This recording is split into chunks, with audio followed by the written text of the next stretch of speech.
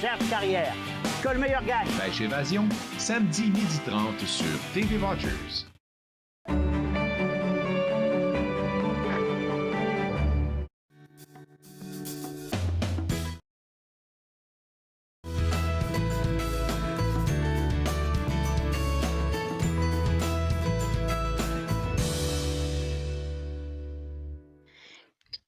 Bonjour et bienvenue à Entre nous, exclusivement sur les ondes de TV Rogers. Je suis Claude Andrea Bonny. Je me ferai un réel plaisir de passer la prochaine demi-heure avec vous.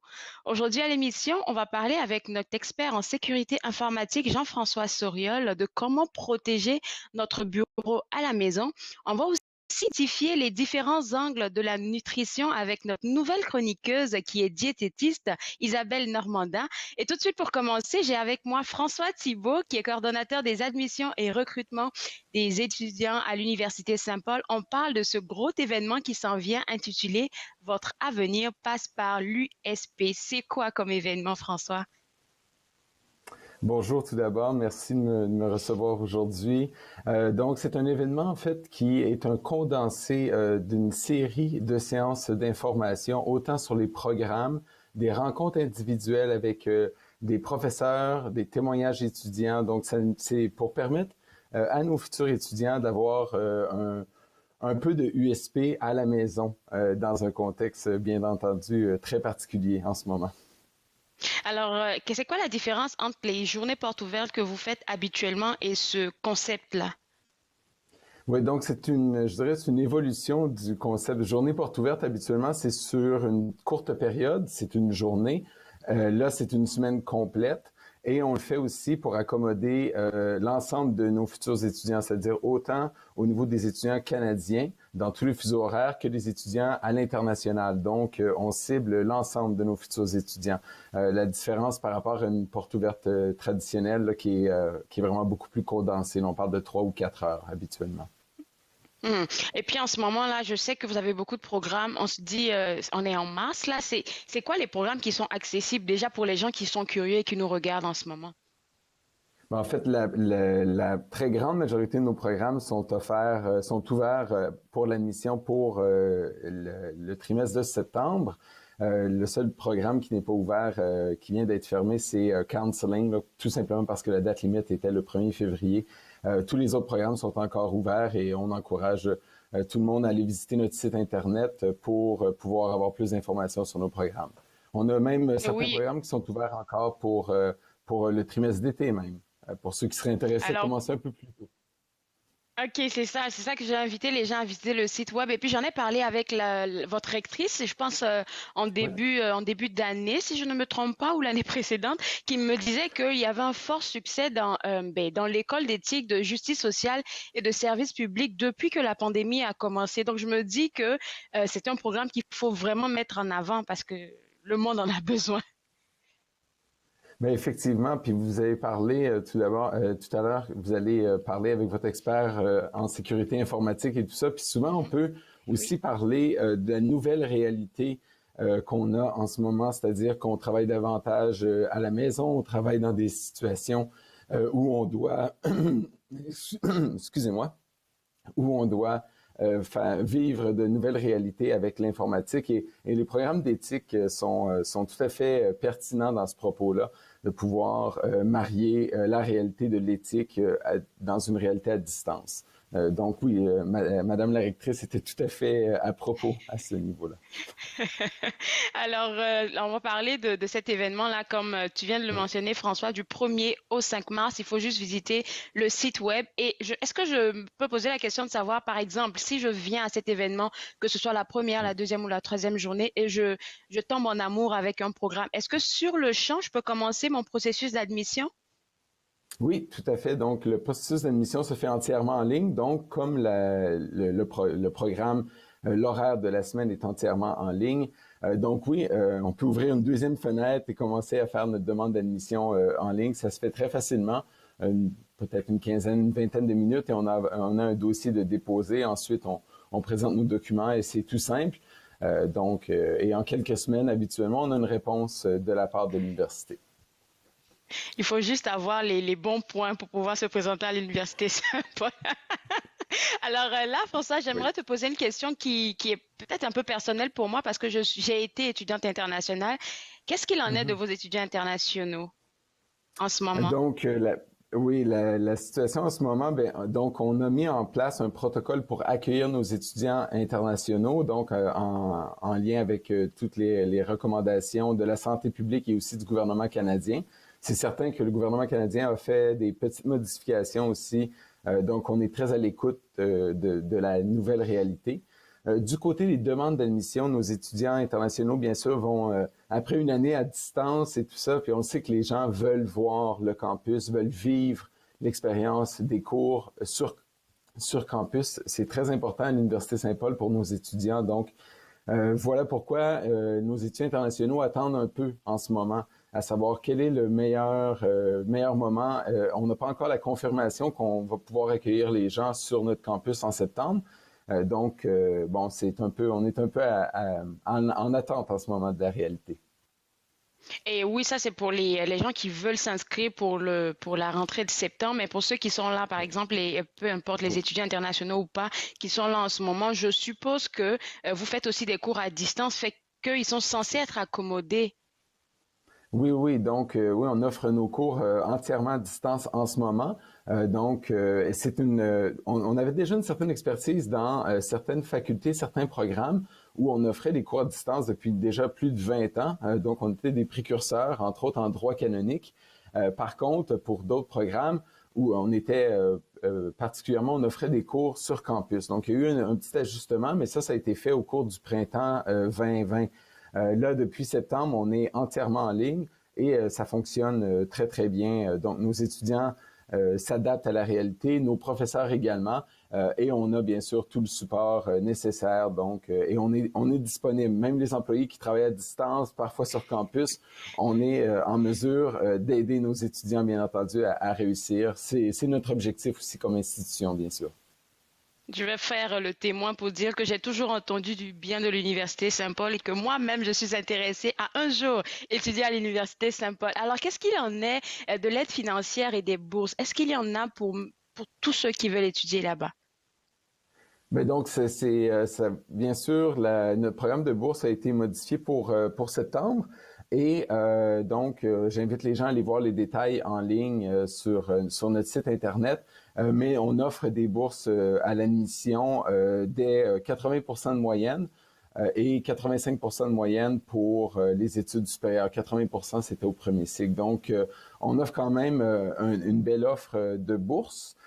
Et l'aide financière, bien sûr, est accessible autant pour l'ensemble des provinces au Canada, donc que ce soit des gens au Québec, du côté de l'Ontario ou dans d'autres provinces canadiennes. On est en lien avec les gouvernements provinciaux pour offrir et coordonner l'aide financière provinciale. Alors, moi, je vais vraiment, ça c'était le côté estudiantin, si on peut le dire ainsi, pour les étudiants et tout. Et de votre côté, à vous, l'équipe, comment vous vous sentez? Comment vous gérez tout ça? Parce que c'est un renouveau pour tout le monde. Bien entendu, on s'est adapté. Donc, on a eu une première phase, comme on le mentionnait. Donc, quand il y a eu le premier confinement de mars, pour notre cas, Oui. jusqu'au mois de juin, on travaillait à distance, on a dû s'adapter. On utilise énormément Teams et d'autres services comme ça pour pouvoir parler avec nos collègues à tous les jours. Donc, on a été de retour sur le campus au cours de l'été. Et lorsqu'il y a eu un deuxième confinement, dans notre Oui. cas, donc on a eu le deuxième confinement, mais seulement en janvier dans notre cas. Donc on a été sur campus et à partir de lundi, on retourne sur campus aussi, toujours en maintenant les règles de distanciation sociale et bien sûr le protocole de santé publique. Mais on est en mesure d'offrir du service sur le campus.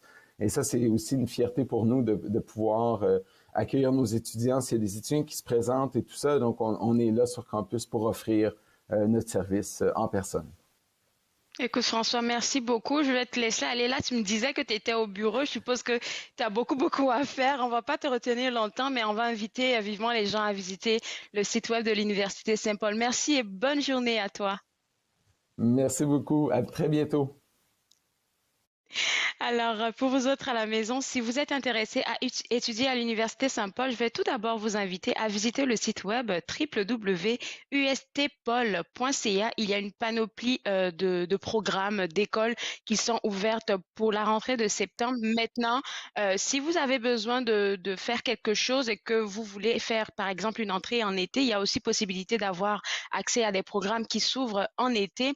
Et le programme dont je viens de parler et l'événement dont je viens de parler, pardon, avec François Thibault, c'est Votre avenir passe par l'USP. C'est un événement qui va commencer le 1er mars au 5 mars, où est-ce que vous allez avoir plus d'informations sur les différents programmes, les professeurs aussi qui tiennent ces programmes. Et comme il vient de le mentionner, il y aura aussi des témoignages. Encore une fois, www.ustpol.ca, c'est le site web à visiter si vous avez besoin si vous avez besoin, en fait, de aller à l'école à l'Université Saint-Paul. Là, maintenant, on travaille de la maison. François vient de le mentionner, mais on a un autre François qui est avec nous. Jean-François, notre expert en sécurité informatique, avec qui on va parler de travailler à la maison. Vous savez comment c'est difficile et Jean-François est là pour nous aider avec ça. Aujourd'hui, tu viens avec différents points on va vraiment démêler ensemble. On va commencer par la segmentation.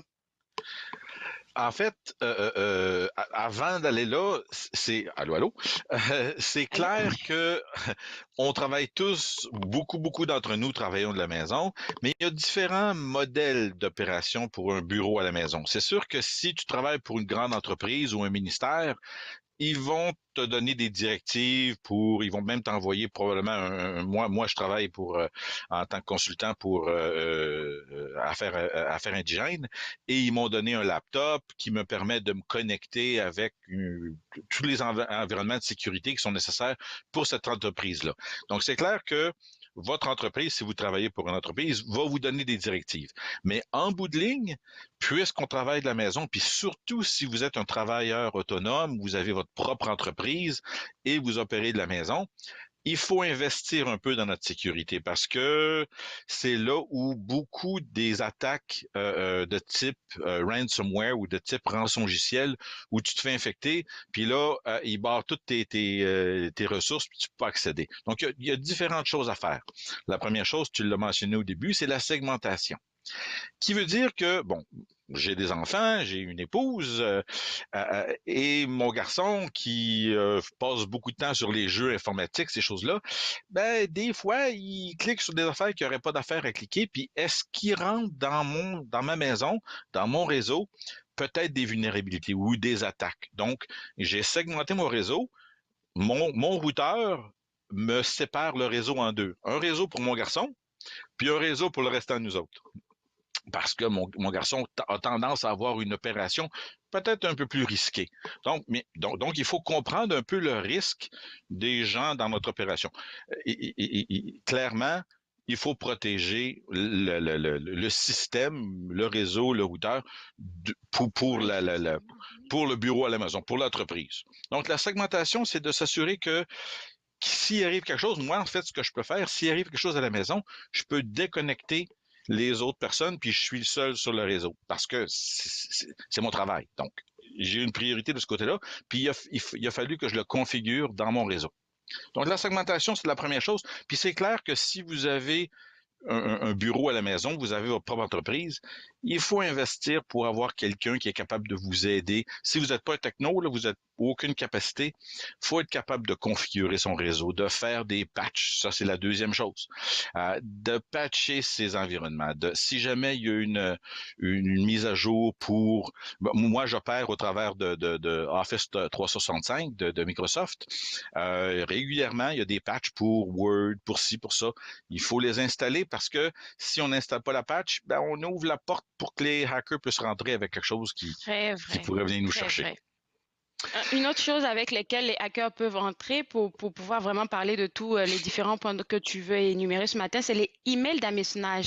Et là, j'ai ma sœur qui travaille dans une grosse entreprise dont je ne dirai pas le nom, qui est un des employés, je pense, a cliqué sur un de ces emails. Là, ça a infecté carrément tout. Ils ont arrêté le travail pendant 2 semaines.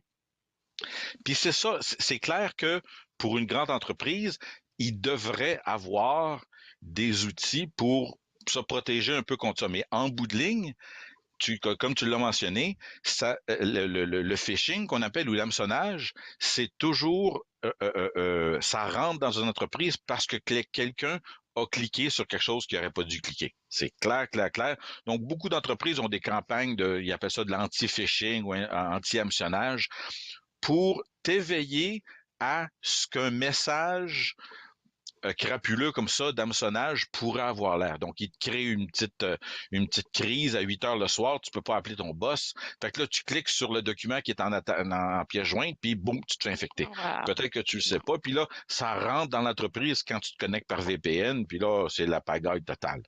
Donc, c'est clair que, puis c'est pas le fait que tu travailles à la maison, il faut tous qu'on soit éveillés aux arnaques. Il y a des annonces à la télévision maintenant qui parlent, c'est le gars qui ramasse son téléphone puis qui se fait parler par sa voix de raison, qui dit clique pas là-dessus, c'est une arnaque, clique pas là-dessus. Mais il y a tellement de gens qui cliquent sur n'importe quoi qu'ils voient, clique pas si c'est pas vrai. Oh. C'est vrai, il faut pas cliquer si c'est pas vrai. mais ce qui est plate, c'est qu'il crée une situation où ton anxiété remonte parce qu'ils disent que ton Netflix a été cancellé ou a été usurpé. Ou là, tu as une petite panique. Fait que là, ta première réponse, c'est « Hein, quoi? Clique! » C'est pas la réponse. C'est ça qu'ils veulent que tu cliques dessus. Puis là, c'est déjà trop tard. Ton téléphone, ton ordinateur, c'est tout infecté. Puis là, à ce moment-là, quoi faire? Ben là, ça dépend de qu'est-ce qui est arrivé. Puis là, il y a différentes choses à faire. Il y a différentes choses à faire. Il va nous rester juste 4 minutes. Alors moi, selon moi, j'ai choisi des points que je trouve essentiels. On va passer au mot de passe. Et là, j'ai appris ma leçon avec toi. Moi, je suis couverte, mais pour ceux qui ne savent pas, tu as des astuces pour les mots de passe. Ça fait ça fait quelques années qu'on se parle, hein. Il y a certainement un peu d'apprentissage qui s'est fait de part et d'autre, j'espère. C'est sûr. Les mots de passe, puis la majorité des gens qui se font avoir du commun des mortels qui se fait avoir, pas les grosses entreprises, mais des fois aussi ça, mais la majorité des gens qui se font avoir par la banque ou par quoi que ce soit, leur carte de crédit c'est parce qu'ils ont des mauvais mots de passe. Ou ils prennent un mot de passe qui est peut-être bon, mais ils l'utilisent partout. Mais non. Il faut mettre des mots de passe différents. Il y a des façons de faire. Moi, ce que je recommande lorsque j'enseigne au gouvernement, c'est ce qu'on appelle les phrases de passe. Plutôt qu'un mot de passe, tu te crées une phrase, la première lettre de chaque mot, une phrase qui a au moins 10 mots, tu as un password qui devient un password de 10 lettres, qui ont l'air complètement aléatoires. C'est la façon de faire. C'est sûr qu'il y a des outils pour te permettre de pouvoir conserver tes mots de passe, que ce soit sur ton téléphone ou sur ton ordinateur, mais en bout de ligne, il faut construire des mots de passe puis les utiliser pas partout. Construire des mots de passe qui vont être robustes, qui vont nous permettre de savoir que quelqu'un ne vient pas ramasser. Et aussi, les mots de passe, d'accord, mais l'authentification à 2 facteurs. Donc, oui, le mot de passe sur tous vos réseaux sociaux, ça prend un bon mot de passe, mais il faut il faut mettre en place l'authentification d'un facteur. Où c'est que lorsque tu rentres ton USD mot de passe, il t'envoie un code sur ton téléphone ou par un email pour que tu puisses rentrer le code pour valider que tu es vraiment toi. Si quelqu'un découvre ton mot de passe en Ukraine ou quoi que ce soit, il rentre ton USD mot de passe, puis là, toi, tu reçois un message sur ton téléphone. Quoi? Il y a quelqu'un en Ukraine qui veut rentrer dans mon Instagram. Wow! Là, tu rentres dans ton Instagram toi-même, tu changes ton mot de passe. Mais le fait que tu avais l'authentification de facteur fait en sorte que la crapule n'est pas rentrée dans ton compte, qui est une bonne chose. Merci beaucoup, Jean-François. Tu sais, je suis une bonne élève. J'ai fait tout ça, donc je suis bonne là. Surtout que j'ai essayé, quelqu'un a essayé oui, c'est ça, de pirater mon Facebook. Donc ça s'est bien fait comme ça. Merci beaucoup. On va inviter les gens à te suivre déjà sur ton site web s'ils ont besoin de quelques conseils. Bonne journée à toi et excellent week-end. Merci. Toi aussi. Bye. Au revoir. Alors, pour vous autres à la maison, vous avez besoin de notre expert en sécurité informatique, www.securitygf.com. C'est le site web à visiter pour lui tirer des conseils. On va maintenant parler de nutrition, où je devrais dire qu'on va démêler un peu, démystifier les différents angles de la nutrition avec notre nouvelle chroniqueuse qui est diététiste, Isabelle Normandin. Bienvenue dans l'équipe. Merci beaucoup, ça me fait tellement plaisir d'être parmi vous. Alors là, ce matin, on va commencer avec des vrais ou faux. C'est pour ça que je te disais avant l'entrevue que j'adore ta manière de travailler. Déjà, c'est vrai que les gens s'intéressent à cette ère-là beaucoup à la nutrition. Absolument. Je pense que c'est vraiment un sujet très chaud là. Depuis quelques années, les gens cherchent de plus en plus à comprendre la nutrition, à connaître les aliments et les produits qu'ils achètent. Donc, en fait, pour les guider, qu'est-ce qui est là en général, c'est l'information dans les médias. Donc, on a accès, par exemple, à de l'information dans les magazines ou à la télévision, au travers d'entrevues comme celle-ci, encore sur des panneaux publicitaires aussi, sur Internet, hein, en un ou deux clics, on a accès à pas mal tout là sur la nutrition. Donc, des fois, ça peut être beaucoup d'informations et l'information parfois qui est contradictoire. Hein, ça nous amène à se poser des questions justement là, qu'est-ce qui est vrai dans ce qu'on lit. Donc, malheureusement, on voit souvent là, dans les médias facilement accessibles de l'information. Bon, on clique d'un côté, on nous dit telle information, on clique de l'autre et là, c'est exactement le contraire qu'on nous dit. Donc, c'est difficile de s'y retrouver là, des fois. C'est vraiment difficile de s'y retrouver. Donc, Bien en fait, bon que vous emmenez le point. Oui. Vas-y, Isabelle. Non, allez-y. Alors, tout ce que Donc, j'étais en train de dire, c'est que c'est vraiment vrai ce que vous êtes en train de dire dans le sens où moi, j'ai déjà vu un article sur une sorte de régime qui était quand même bon pour la santé. Ensuite, un autre article qui disait, juste l'article qui suivait en bas disait que c'était pas bon. Fait que c'est un peu contradictoire. Comment pour un article qu'on voit sur un site web, on peut faire la différence entre si c'est vrai ou faux? C'est une excellente question. En fait, on doit un peu être des inspecteurs nous-mêmes, là, puis aller voir là, qui est en fait l'auteur de cet article-là. Est-ce que c'est un professionnel de la santé qui l'a écrit? Est-ce que c'est quelqu'un en fait qui fait partie d'un ordre professionnel? Donc, déjà là, ça nous donne une indication que oui, effectivement, c'est probablement de l'information qui est véridique sur la nutrition. La deuxième chose qu'on peut regarder aussi, c'est qui finance cet article-là. Parfois, ça nous donne une image un peu biaisée d'un produit parce qu'on va nous vanter, par exemple, les vertus d'un certain produit, mais quand on regarde vraiment qui finance, ben c'est la compagnie telle qu'elle là, qui donne le financement pour produire l'article. Donc ça aussi, ça peut nous indiquer là s'il y a beaucoup d'informations véridiques dans l'article. Ensuite, on peut aussi regarder, voir si l'auteur nous mentionne ou cite des articles scientifiques. Dans ce cas-là, c'est probablement un bon signe qu'on a une ressource fiable, justement. Puis le dernier point que je dirais, en fait, c'est d'aller voir si les résultats des études qu'on nous présente, est-ce que ça a été fait sur des humains ou sur des modèles animaux? Donc, les humains et, par exemple, les animaux vont pas réagir de la même façon à toutes sortes de tests qui peuvent être faits. Donc, si c'est une recherche qui est vraiment portée sur les humains, à ce moment-là, c'est probablement très véridique et très possible que ce qu'on nous présente, c'est la vérité. Si c'est sur les animaux, ben il faut des fois se poser des questions, là. Isabelle, merci beaucoup. J'ai pris des notes là et je vais vraiment faire attention maintenant. Alors Très maintenant, bien. puisqu'on a la chance de t'avoir sur l'émission, pour toi qui es diététiste professionnelle, dis-moi, qu'est-ce que tu penses de ce qu'on appelle communément les super aliments? En fait, c'est un sujet très tendance en ce moment, les super aliments. Vous amenez une bonne question, là. C'est des aliments pour lesquels on donne des vertus sur la santé. Par exemple, on va nous dire, si on mange de tel aliment, on a moins de chances d'avoir une certaine maladie, on a moins de risque de tomber malade. Si on mange tel aliment, on peut même atteindre un poids santé.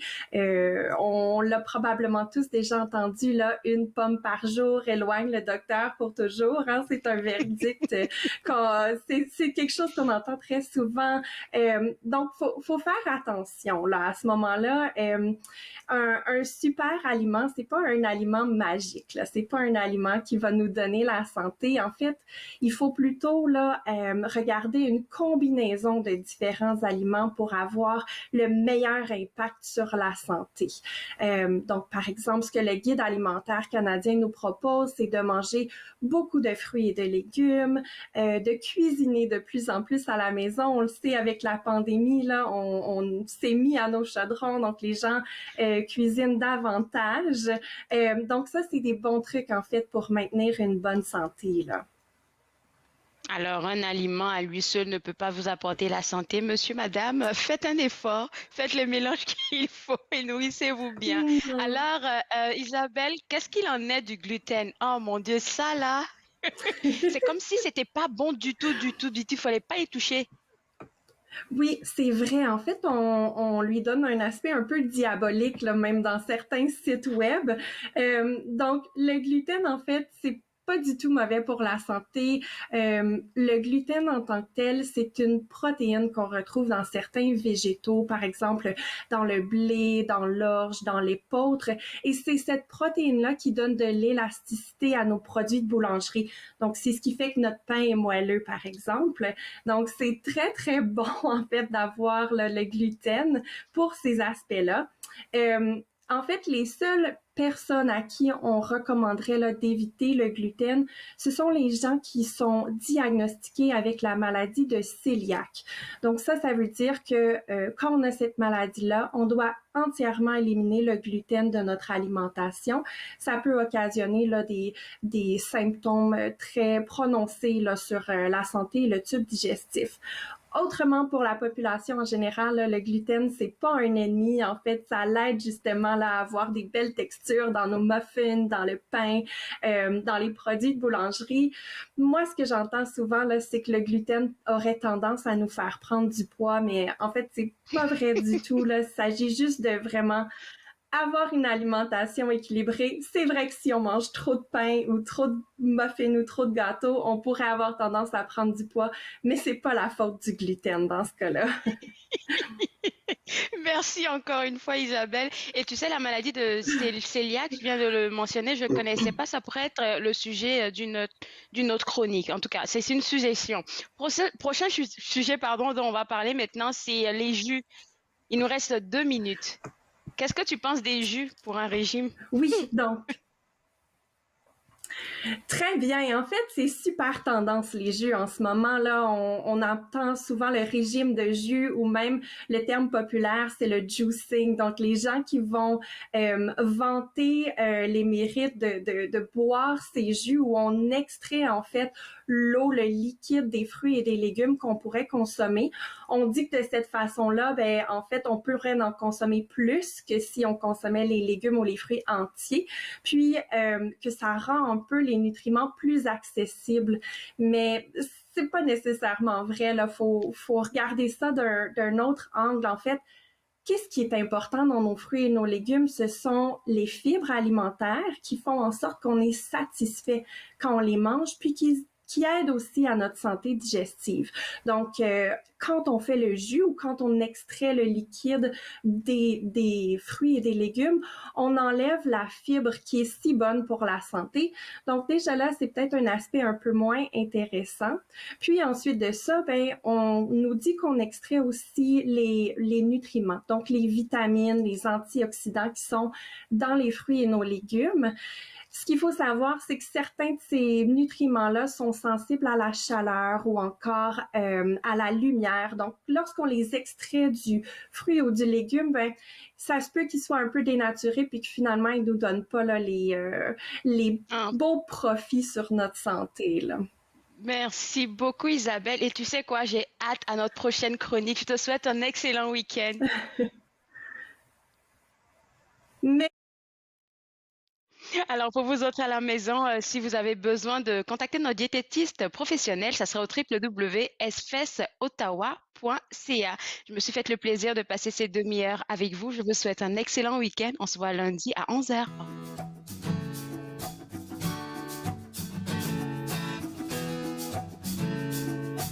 Faites-nous part de vos commentaires en composant le 613-521-2323 par courriel sur Facebook et Twitter.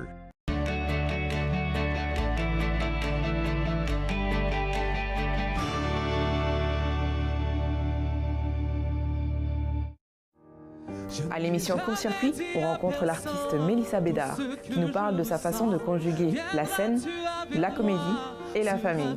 Soyez au rendez-vous. Court Circuit, vendredi 21h sur TV Rogers. Les commerces, les restaurants et les services locaux d'Ottawa font partie importante de notre tissu urbain. Nous pouvons les aider en ces temps difficiles. Commandez chez eux en ligne, achetez des chèques cadeaux à utiliser plus tard, commandez des repas à emporter ou à livrer, démontrez votre soutien sur les réseaux sociaux. S'il vous plaît, faites-le aujourd'hui. En savoir plus, visitez ottawa.ca/acheter local. Maman, je te veux. Si, je veux. Arrêtez! Vous êtes dépassé par les événements? Tao Telled est là pour vous écouter.